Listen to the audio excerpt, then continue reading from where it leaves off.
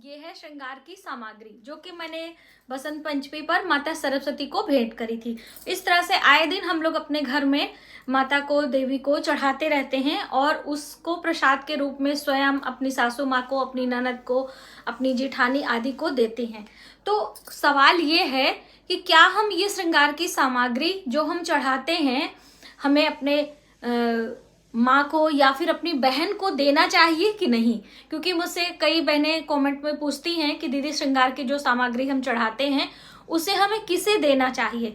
तो देखिए, आपको मैं बता दूं कि जब भी हम कोई दान पुण्य करते हैं तो हमारे पूज्य जो होते हैं, यानी कि जो हमसे एक प्रकार से करिए कि जिनका जैसे नंदे होती हैं तो वो ब्राह्मण के समान मानी जाती हैं, उनके जो पुत्र हैं या पुत्रियां हैं वो भी ब्राह्मण के समान माने जाते हैं। हमारे मतलब विलेज एरिया में एक कहावत है कि 100 बाभन ना एक बहने, यानी भांजा, यानी 100 ब्राह्मण को आप खिला दीजिए वो एक अलग एक तरफ और एक भांजे को खिला दीजिए तो 100 ब्राह्मण के बराबर होता है। तो इतनी महत्वता बताई गई है।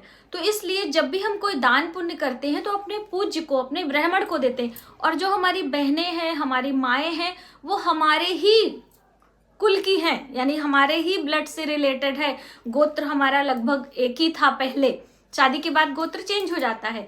तो वो पुण्य फल आपको नहीं मिलेगा, क्योंकि माँ बाप जो पुण्य प्रताप करते हैं वो बच्चों के पास ही जाता है, ट्रांसफर होता ही रहता है ना। तो ये गलती आप ना करें।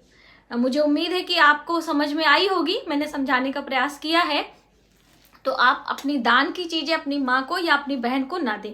आपका दिल है, आप ऐसे परचेज करके दे दीजिए, वो एक अलग बात है ना। ऐसे आपको नहीं देना चाहिए।